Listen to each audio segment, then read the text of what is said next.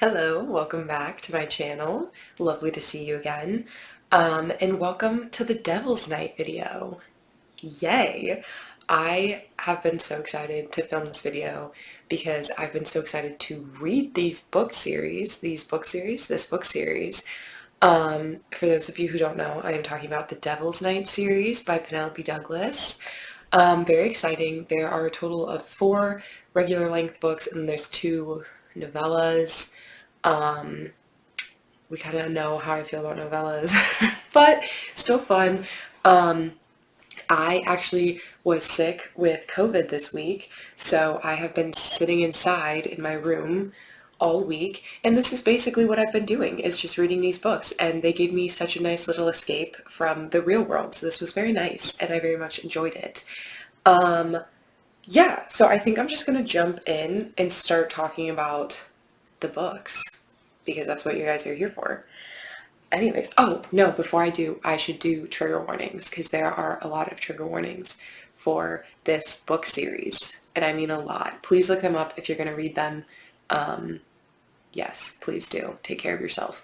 Also though, I am going to be having spoilers in this video. I'm just going to be talking about the books in totality, so yay, that. Okay, let's see, just all the ones I can name off my head. These are trigger warnings. There is murder, there's abuse, domestic abuse, sexual abuse, yeah, lots of abuse. There's violence in many forms.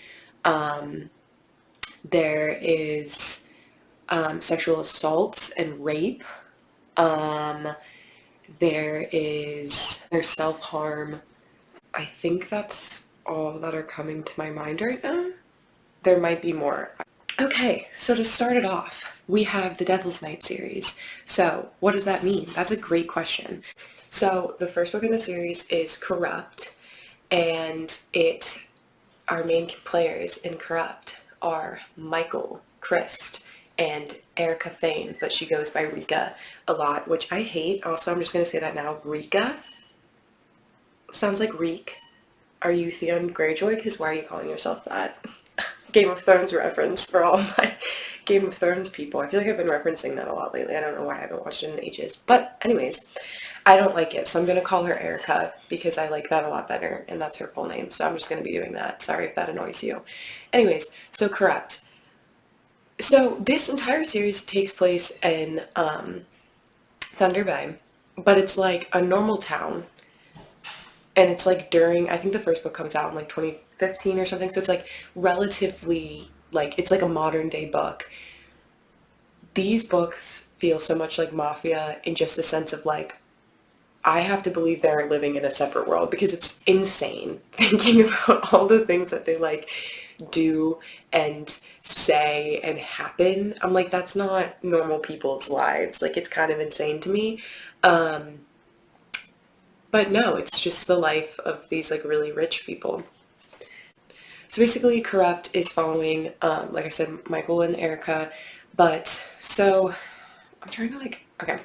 So Michael is one of the 4 horsemen, which are these 4 guys who started in high school on the basketball team that were like really big shots and like huge in the town and like the popular boys and all this stuff, and like we're super rich, so they're kind of like untouchable and like all of these things. They started playing like pranks and did stuff together, and they started Devil's Night, which is the night before Halloween. They would just kind of wreak havoc and like pull pranks and did whatever they wanted to do without really any consequence. And Michael is like the leader of the horsemen, and then we also have who the other 4 books are about, which would be Kai Morai. We have Damon Torrance, and we have William Grayson III. So those are the horsemen, and basically this book, all of the books flip-flop between like the past and the present.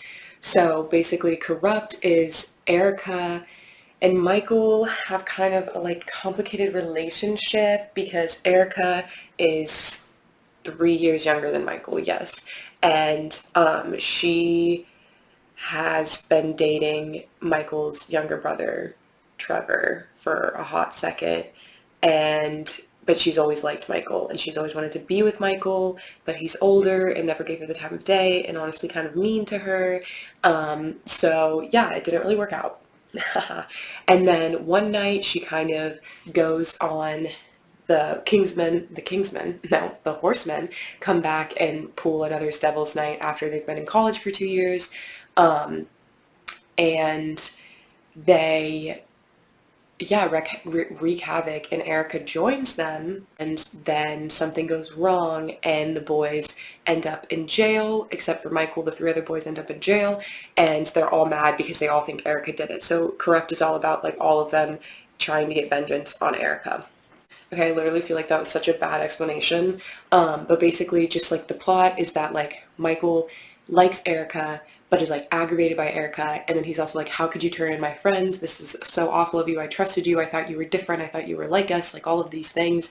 And Erica's like, why are you being mean to me? I don't understand what I did. You were so cold to me after that night, and kind of just like, great. And they kind of terrorize her. They do. And this is when the spoilers are coming, so get out of here if you don't want them. But oh my gosh, the things these boys do. This is where I'm like, this is like a mafia world, because this isn't a real world.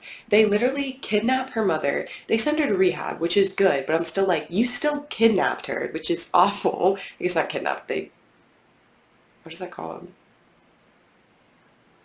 When you kidnap an adult? And then they burned down her childhood home.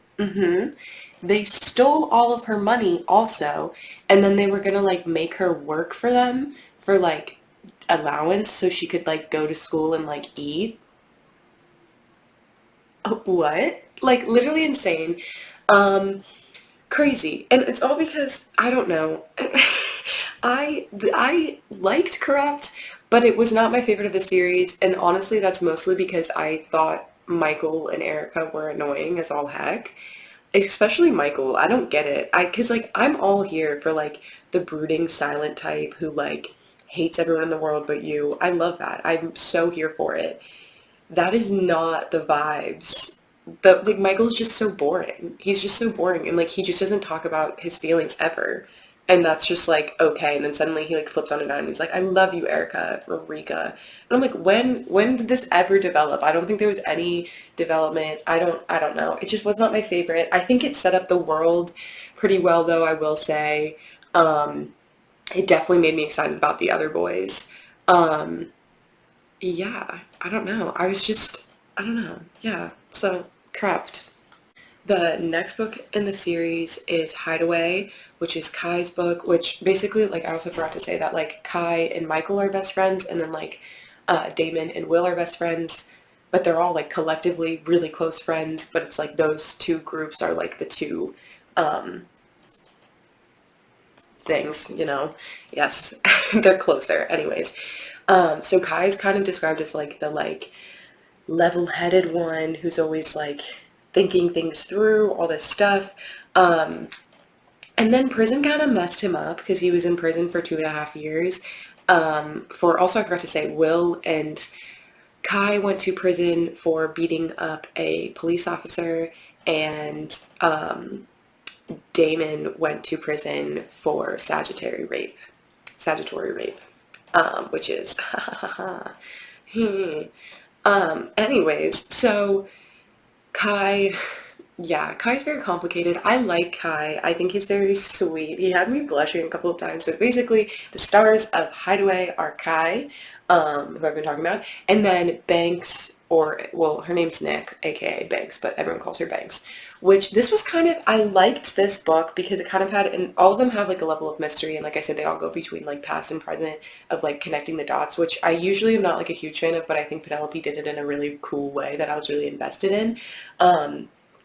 And basically the story is that Banks is kind of like hidden. No one really knows who she is, and no one knows like where she comes from, all these things. Kai runs into her one day. It's actually the day of Devil's Night of his senior year, and they talk and kind of have this connection, and Kai wants to know who she is, but she kind of runs away before they get to talk more. She ends up showing up later, and he doesn't know what she looks like because he didn't see her. They were in like a confessional booth at a church, and but she says something that like reminds him, and then he's like, oh my god, that's her.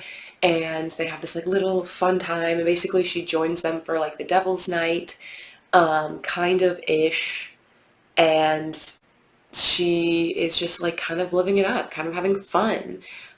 She's 1 year younger than them, so she's 17 and Kai's 18 at this time. I just feel like I need to say that because Penelope did make me need to say these things. And basically we later learn that because the reason that no one knows who Banks is because, drumroll, she's Damon's little sister, which I really liked this plot twist. I did see it coming because she kept being like, my brother, he's so like angry and like scary, and I was like, that's Damon, because that's like all Penelope says about Damon in the first 2 books. So I was like, that's definitely Damon. But I think it was funny. Yeah, so I clearly saw it. And also, I guess I keep bebopping around, but y'all can just deal. But like also the fact of there's all like at the end, I didn't talk about this, but at the end of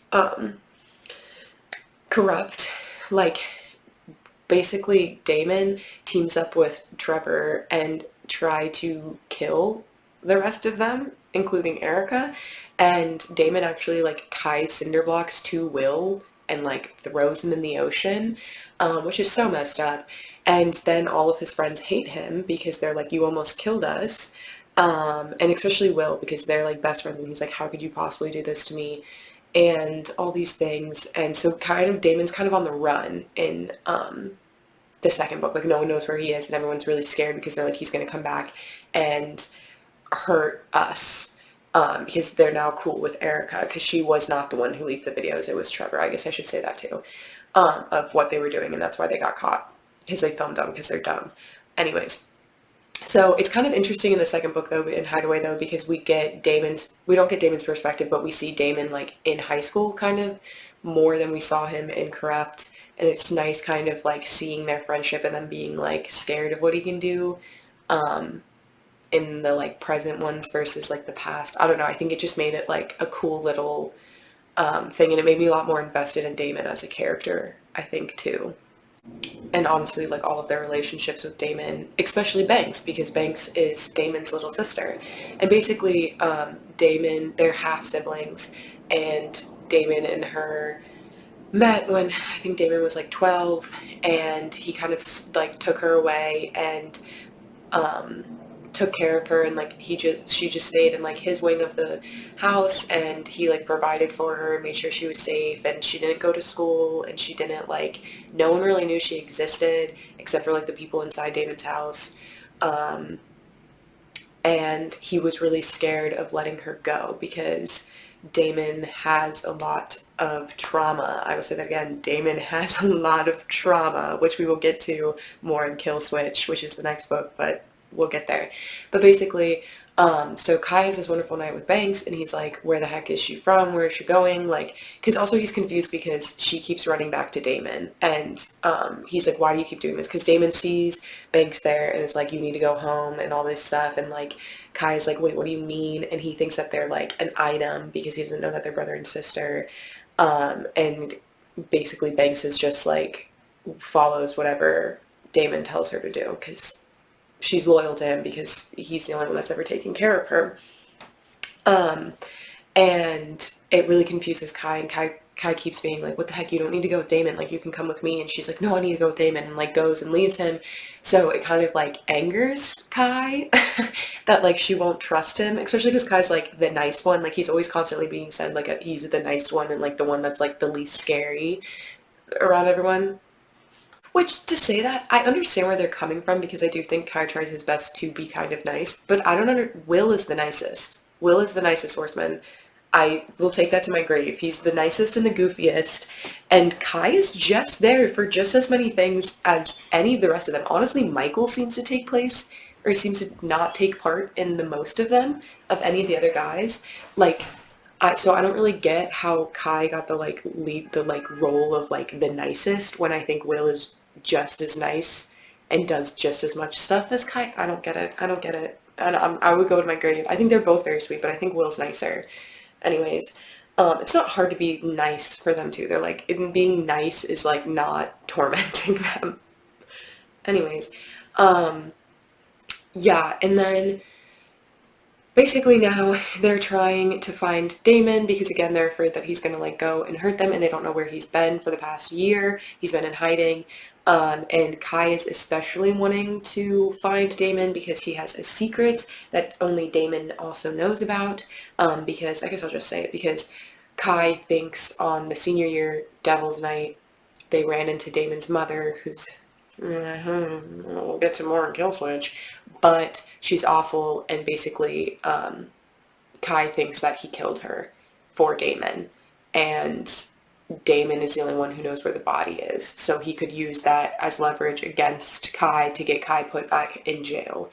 So Kai's very nervous and is trying to find Damon really badly, and at the same part he makes this like deal to get this like hotel, the Pope, to like, because he thinks Damon's living in there, and with it he kind of gets Banks as his like servant until because he's deciding to marry this girl and the Torrance family. It's a bunch of stuff that doesn't really matter. Basically Banks is around him a lot because she's like his like servant, kind of, I don't know, because she's helping her dad deal with all of this stuff to try to find Damon, all because she's just trying to find Damon too because she wants to help him, because she's like, I love him and like I'm the one that can like help him the most. Hideaway was good. I think my only qualm is it was just kind of boring in the sense of like the looming threat was Damon the entire time, and I wasn't scared of Damon because for a multitude of reasons, but I guess I always was just like, Damon loved them and does love them, and he's made mistakes, but like I don't think he would genuinely hurt them. I think like when he tried to kill Will was like at a really low point, and I just didn't really believe that like that's who he was, so it didn't really like scare me that much of him being like, oh my god, Damon's coming back. I was like, let him come back, like I want him to come back. But yeah, so basically Banks and Kai just kind of keep like hitting it off, but Kai just keeps getting mad because he's like, why won't you be with, like, because she's still more loyal to Damon and he doesn't get it still, and like all of this stuff, and it's just kind of, again, it's just kind of boring. But eventually he figures out that they're brother and sister, and he marries Banks, and then Damon comes out, and it's like, oh no. What else does even happen? I think they try to take like Erica or something, and then they all get released, and then Will beats up Damon, and then they're kind of better, and I think that's kind of it, low-key. And that's kind of how Hideaway ends. It's just kind of like, okay, fun. Hee hee hee. Okay, next we have Kill Switch, which is complicated. Not that I've been explaining any of these books very well, I don't think, because I'm just kind of just like going off, being like, blah, blah, blah, blah. But I have so many mixed feelings about Kill Switch, because did I like it? Yes. Is it so problematic? Absolutely. This, I will say, the whole series reminded me of like I said, like mafia romances, but I think specifically Kill Switch and Nightfall, which are the last two books, remind me so much of like One Direction fan fictions. Like specifically Kill Switch is a Harry fan fiction. There just is, and then Nightfall is like a Niall fan fiction. That's just like, someone fight me on that, because I feel so strongly about that, especially because they're best friends. I don't know, all of this stuff. Okay, so basically, let's just get started. So if you've been following at all anything I've been saying, because I've been explaining it poorly, but anyways, Kill Switch is Damon's book. Damon Torrance, are basically villain of the first two books, kind of ish, but he's kind of cool now. One of the Horsemen, obviously, who he's always described as like the super scary one, the super unhinged one, the super like damaged one. And we find out more about like his past and stuff. And our girl for this book is Winter Ashby. She is like, her and Damon are connected in a lot of ways. So I guess I'll start talking about that. So basically, when she is 3 years younger than Damon, so she, when she was 8, she like saw Damon and they had this like moment, and it was like Damon was like crying or like upset or something, or like hiding at this like party away from his mom, and Winter found him and they had this moment and they went in this treehouse, and basically something happened. Damon, I still don't really know what happened. I think like Damon like accidentally dropped her when they were like going down the steps or whatever, and Winter fell and she ended up hitting her head really badly, and she ended up going blind because of this. So she's been blind from the age of 8 onwards, like completely blind. And because of that, like her family sent her away to this like school for blind people, and like have told her never to go near Damon because he's like bad news and all of this stuff. Great. And then our book picks up Winter's freshman year. She just came back to start high school at Thunder Prep, because she like begged her parents because she didn't want to go to like school for blind people anymore. She wanted to like be home and everything. And she's also a dancer, which I guess is important. I just remembered that, so I was like, oh, she's a dancer. So great. And then while she's there, she kind of Damon's a senior, and he's kind of like interested of like why is she not really scared of him and all these things, and it's like cool, whatever. So basically he starts coming to her at night, but he disguises his voice and like masks his scent so she doesn't know it's him because again she's blind, and he starts having this like relationship with her like on the DL. Basically he'll just like come into her house, and then she'll be like, oh my god, are you there? And then they'll go on like kind of adventures, like he helped her drive a car and he took her on a motorcycle, and I don't know, he like did all of these things for her and with her, and they like bonded, and Winter really liked him. And then he and I also like how, so then we're jumping back and forth between that past, and then the future, not the future, but the present, which is Damon has now married Winter's older sister, and it kind of is running Winter's life because their father was found for like tax evasion or something, so he's fled the country. Her mom is kind of useless. She doesn't like do anything and won't really stand up for them. And then her older sister is like obsessed with Damon and just wants to like please him all the time and stuff. And Winter is like, you guys are crazy. Damon is awful news. I can't believe you do this to like me after all of the stuff that he did to me. Yeah, basically that's all that's happening in the present. And then basically like Damon keeps bothering her, and Winter keeps being like, you didn't actually love me, and Damon's mad because he's like, I did love you, and blah blah blah blah. It makes more sense if I just explain the past, I feel like. So basically what happened in the past was, I think I need to go into Damon's story a bit to like make it make sense. These are a lot of trigger warnings. Like all of them I said at the beginning are Damon's book. But Damon, when he was 12, his mother started raping him. So he has a lot of issues with intimacy and love as a result of that. Yes, and then, and because of to cope with the rape, he would self-harm a lot. So he was like in control of his pain, and it would, to like calm the pain that was in his head, he would physically hurt himself so that he would just be feeling physical pain instead. Awful coping mechanism. Obviously, please do not do that. But that is what happened. And so he kind of was, that's why he like was the way he was, because he never really had love at all, and he didn't really understand it, and he kind of craved this like, I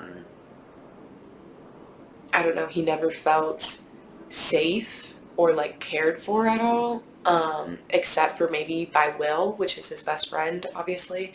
That was like the one person that he kind of ever felt loved and completely cared by.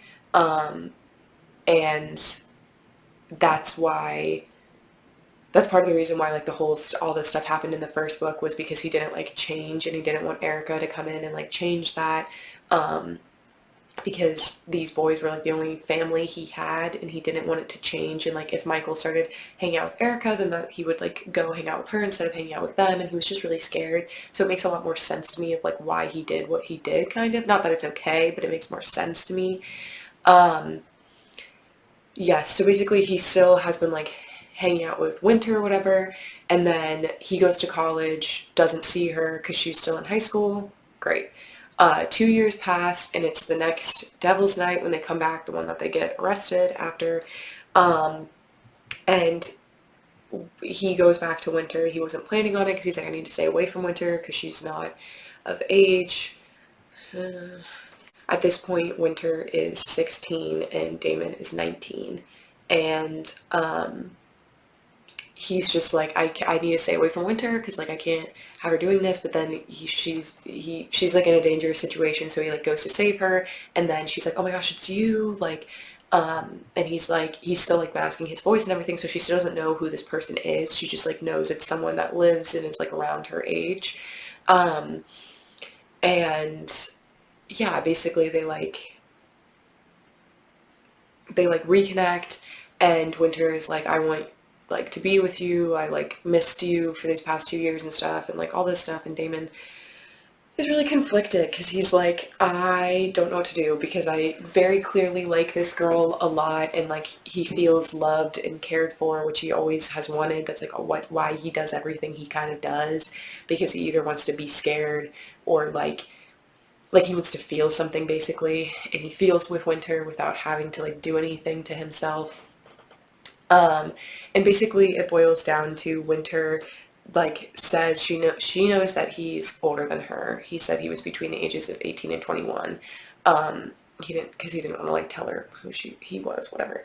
But basically she decides that she wants to sleep with him, so they do.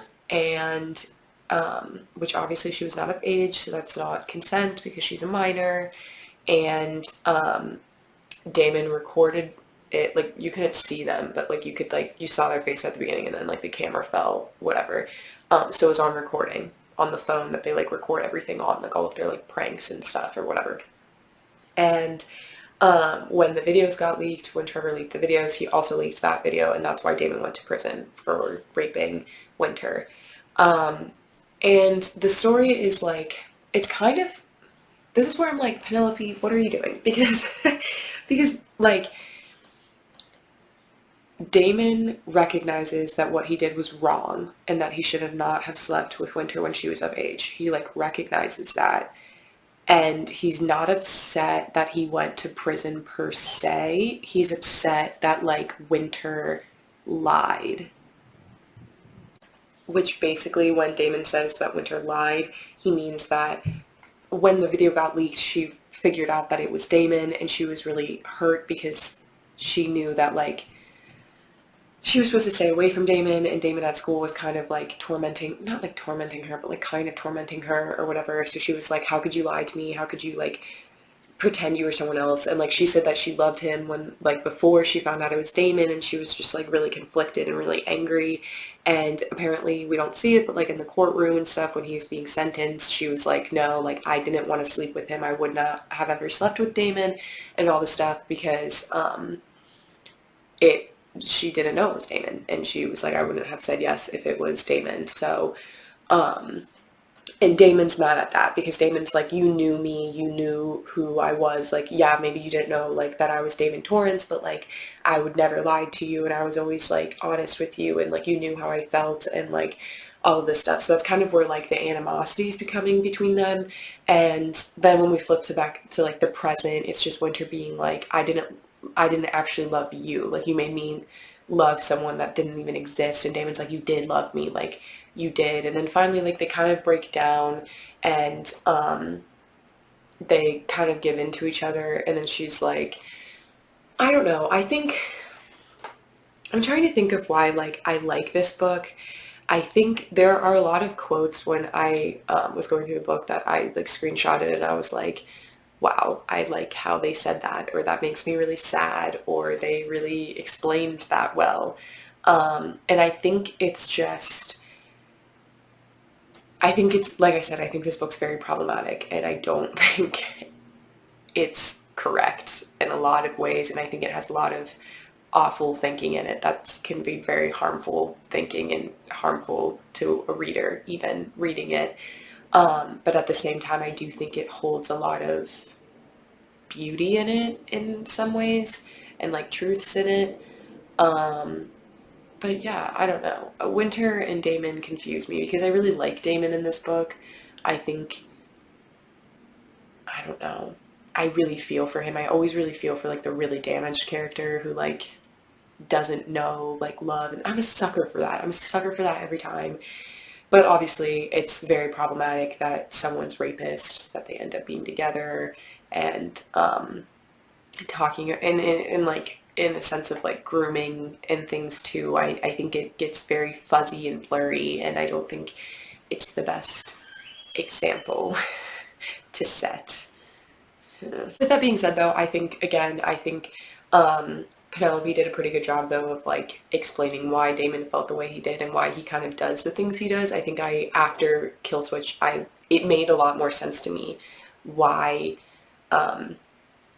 all of these things were happening. And I think I should also mention that like during Kill Switch, like when it's happening in the present time, Will and Damon are complicated at best. That like obviously Damon tried to kill Will, and then Will pounded on him and kind of let out his aggression. But they're still not like back to being best friends. And Will has like a really bad drinking and drug problem and is kind of falling into this like deep depression and deep hole, and he doesn't really know what to do. And he doesn't really have Damon anymore, who was like his rock.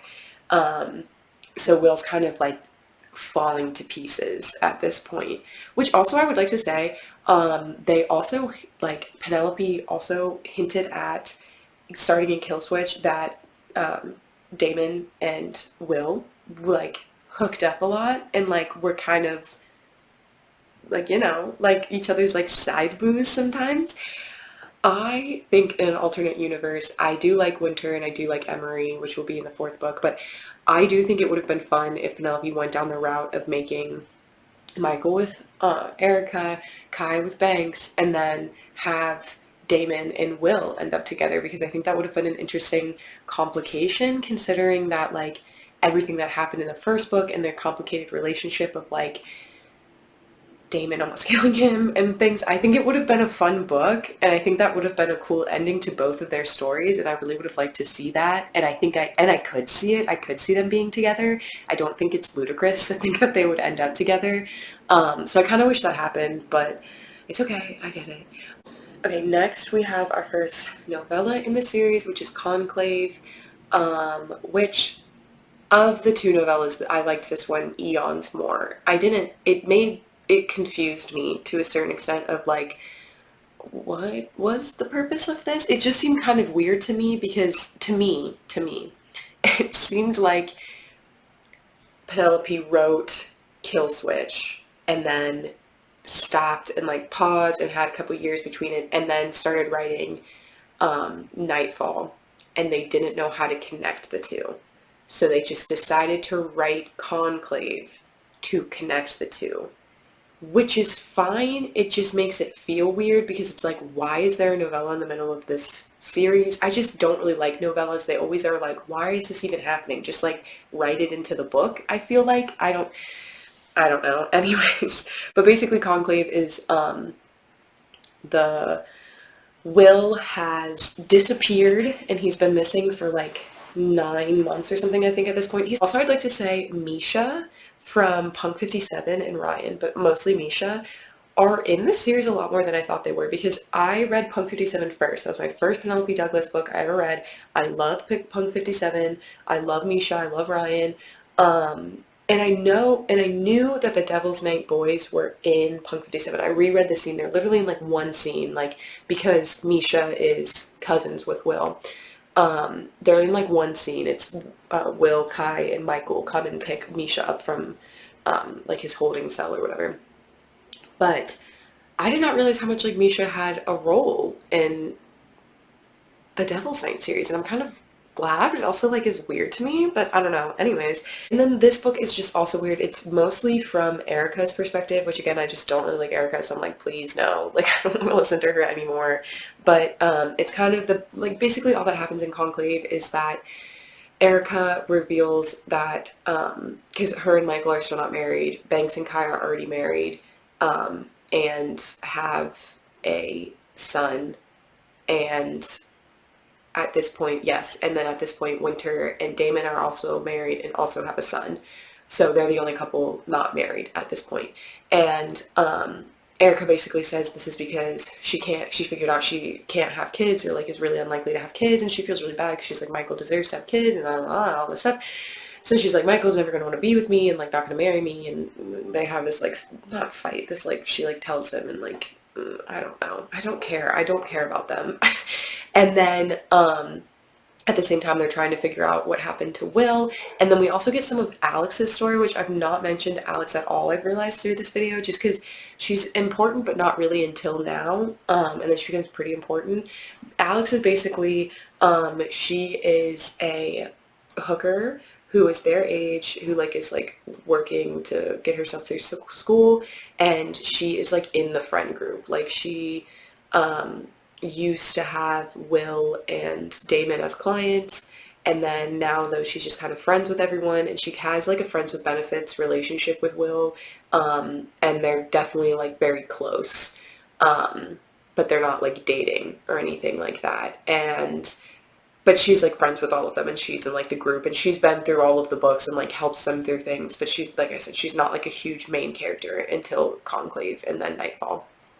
But basically, we just get we get like the beginnings of her story of like why she started to be, oh my god, she became a hooker, and like what happened, and basically it was like she had this thing with her roommate and blah blah blah, and there was this guy, and basically she wanted to be with this guy, but then he went back to his girlfriend and kind of like slut shamed her. The gist of what happened with her basically, and she was telling Erica and like whatever. So that's basically all that happens in Conclave. Basically, they kind of decide that Will is probably at Black Church, which leads us into Nightfall, the fourth and final book of the Devil's Night series, which is also the one I was anticipating the most, because before I even watched or read any of the Devil's Night series or anything, I constantly got stuff about William Grayson III. I constantly got stuff about him. I constantly got the scene of him, singing My Prerogative, like in the cafeteria in high school, and like him talking about Emory and like all of these things. Constantly saw them, and everyone hyped Will up so much. So I was ready to be like, I already liked Will. He was always like, like I said, he was always like the goofy or nicer one, and I was like, very Niall energy, and like I said in One Direction fan fictions. But I was like, I'm so excited to like see his book, and I gotta say, it kind of disappointed me. I still really liked it, but it was not, I think it was hyped up way too much in my head, unfortunately. But anyways, so Will basically is missing, like I said, but they find out he's in Black Church, which is basically this like prison-ish. It's like where wealthy, like really important families send their sons when they're misbehaving, but they don't want to like ruin the family name, so they can't send them to like prison, so they send them to Black Church. So they're just stuck in this like really nice mansion, but they're stuck and they have no access to the outside world, and no one knows where they are, and they're stuck there until their parents or whoever sent them decides that they're like okay to come back. So that's where Will is.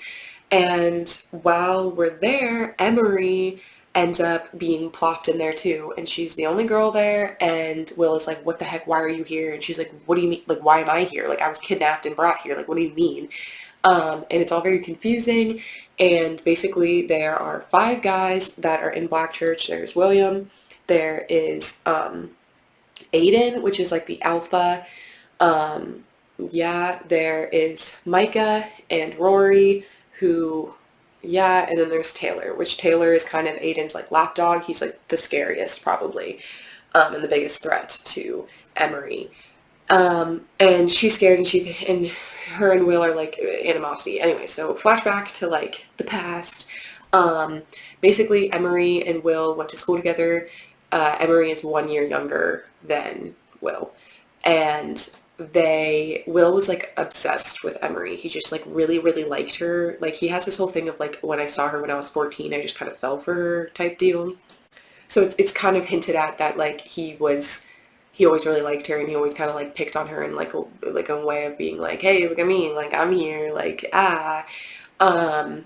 and Emory, her older brother, her parents are both dead, and her older brother is a police officer in the town, and she's like one of the only like non-rich kids that go to Thunder Prep, and she just is like doesn't really have friends. She's kind of alone. She just doesn't really do anything, and she's like, why would Will like me? Oh my gosh, I should put my glasses on for this part because Emory wears glasses, and I'm like, oh my god, to be like Emory. I'm gonna do that. I think that's kind of fun.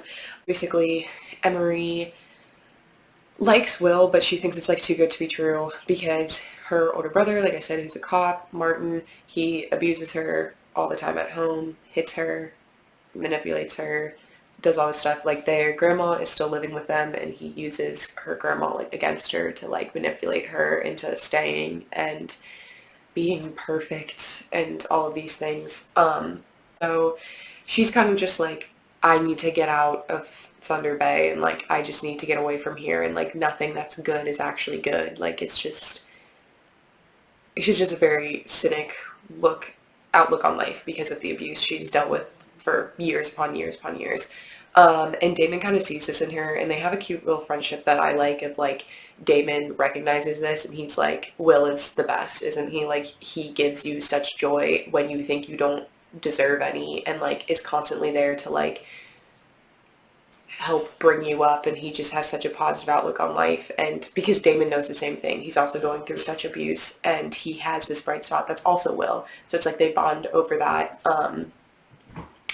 And yeah, basically Emory just kind of keeps pushing Will away because she's like, I don't think like he deserves better than me, like he doesn't actually want me, he just likes the idea of me and just likes the like chase, and she's like, he doesn't really love me. So they kind of start like hanging out though more like in secret, and they start kind of falling for each other. And then in the end, Emory ends up like pushing him away because she's scared, and she's like, I can't do that. She realizes she's in love with him, and she's like, I can't put you through this. I can't bring you into my dark world where it's like he would have to deal with Martin and have to like help her out with those things. And Will is obviously very mad and is in love with her and is angry, and he kind of just goes, because this is 9 years later, he goes the next 9 years being mad and not being able to like get past her, and everything. And then we found out later too that Emory actually signed like a deal to help kind of put the boys in jail, because the cop that Kai and Will beat up was her older brother, and they were beating him up because of Emory and abusing her for so long. And also he was grooming this like 14-year-old or something too, which was disgusting. But they were trying to like, it was like that morality and like all this stuff. And Emory, basically Martin, Emory's older brother, like forced her into signing this paper to say that the boys abused her so that she could get her grandmother and get her away from Martin. And like he signed over his rights to her and everything, which was like a big deal. So Will found out about that and was very upset about that, obviously, because like he trusted her and all these things. And then we find out too that Alex has come, and she's been hiding in the like secret passageways in the house, but she gets found out, and she came to get Will out, and now she has to also get Emory out. Yes. And then we kind of learn, this is where like the dots start kind of connecting, because basically Will was not being like the alpha or whatever. He let Aiden be the alpha, and never really fought back. He like always just like let him like brutalize him and stuff, because he was just like, whatever, like this is part of the plan, this is part of the plan. And he kind of finally cracks when they're like trying to escape, and beats up Aiden. And also Aiden was the boy that Alice was talking about that like she loved, and he kind of threw her away and like slut shamed her and made her feel like awful about herself. It's him, it's Aiden, so he's back. And Alex has this whole journey with that, which I honestly really liked, because I think it's always cool when like side characters, you get to see their relationship progress, even if it's just like the side plot. I like that, and I think it's cool. So hats off to Penelope for that one. And yeah, they escape. Will tells the rest of the boys like what Emory did, and then they're all mad at first, and then literally Damon's like, are you guys joking? We literally like ruined Erica's life, like when we first got back, like literally I tried to kill Will, like you guys can't be mad at her for like trying to save her grandma. Basically Damon's like, you guys are insane, like we've done way worse, so like you can't be mad at her, which is such a point. And this is one of the points where I'm like, I love Damon.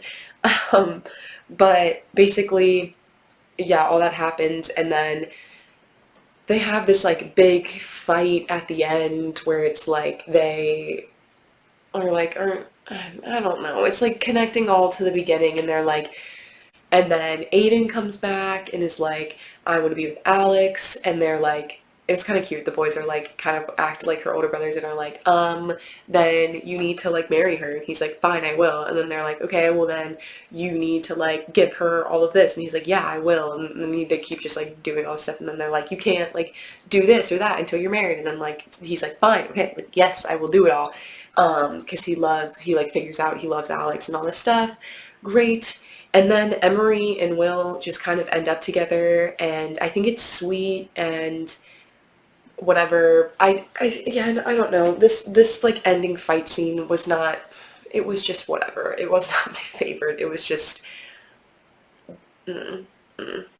And I think also, like I said, I think this book was just a bit of a disappointment because Will was just such a great character, I feel like, and I feel like, not that he wasn't a great character in this book, there's a lot that I was missing. And then also, my prerogative playing in the cafeteria, that was like not even like a thing. It like happened and then like for nothing. I was like, I was expecting that to be like a huge thing, because I've seen that all over TikTok, that specifically, and like, no, I was like, that was such a passable scene in the book. I don't understand why people clung to that so much, but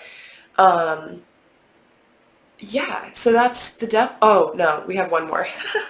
Fire Night is the last book in it, and it's the last novella, the second novella, all great. Basically, Fire Night is just, it's like 10 years after the events of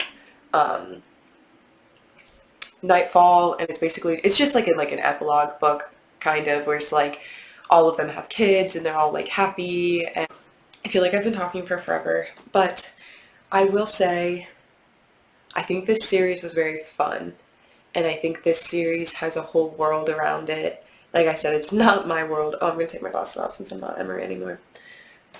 It's not any world that I've ever been a part of, but I think it is their world, and I think Penelope did a good job of creating this world, and these characters. My ranking, I do like Kill Switch the most. I know, I know, but I do like Kill Switch the most. And then I think I would honestly put Hideaway second. It's kind of a battle between Hideaway and Nightfall, but I don't know, maybe it's just because I literally just finished Nightfall today and it's more fresh on my brain and I'm like, but I think I'm going to put Hideaway second, and then I'll put Nightfall, then I'll put Corrupt, and then I'd put Conclave, and then I'd put Fire Night. Not that those really matter, but, yeah, I don't know. I like Penelope Douglas. I know that's sometimes a controversial thing to say, but I think they're a really good author, and I think they have a very specific style that they write in, and I think this continues, and I do love Damon. I will say it. I like Damon. I guess I'll rank the boys of just like how much I like them. Okay.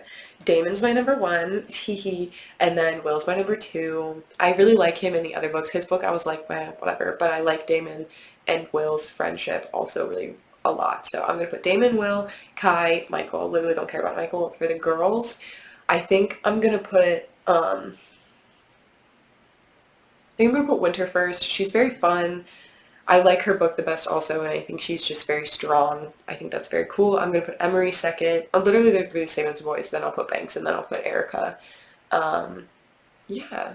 And yeah, I just think this was a fun little world and a fun little escape when I was stuck in my bedroom all week, that I got to hear these crazy stories, and yeah, honestly, would recommend.